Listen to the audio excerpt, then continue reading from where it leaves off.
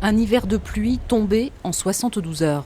Entre le 21 et le 23 janvier 2020, la tempête Gloria s'abat sur les Pyrénées-Orientales. Les vagues déferlent sur le littoral, de Banyuls au Barcarès, déversant des tonnes de bois charriés par les fleuves côtiers en crue. Un an après, au Bocal du Tech, les traces sont toujours là, les promeneurs apprécient. Ah, j'adore, sinon je ne viendrais pas. Par rapport aux plages sud où c'est que du sable, c'est ça le charme, c'est ce côté sauvage, ce côté un peu inhabituel d'une plage, quoi, tout simplement. Le maire d'Elne trouve beaucoup moins de charme aux plus de 1000 tonnes de bois accumulées sur les 600 mètres de plage de la commune. Pour les évacuer, la facture s'élève à 158 000 €, financée cette année à 80% par des subventions, mais le phénomène est récurrent. Exceptionnellement, parce que c'est Gloria et parce qu'il y a le plan de relance, nous sommes aidés.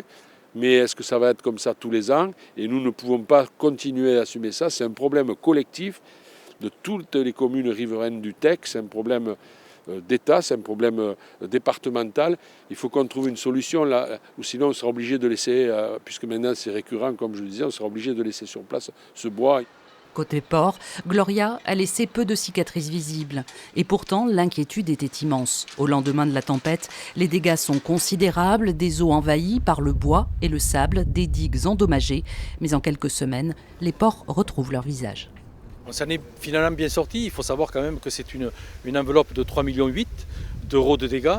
Il va falloir réinstaurer, je dirais, un réaudit et un pré-audit sur l'ensemble des structures portuaires, rehausser les digues, approfondir ce qui peut être approfondi, parce que je pense que ce type de tempête, on va en avoir tous les ans et elle va être de plus en plus forte avec, bien sûr, la montée des eaux.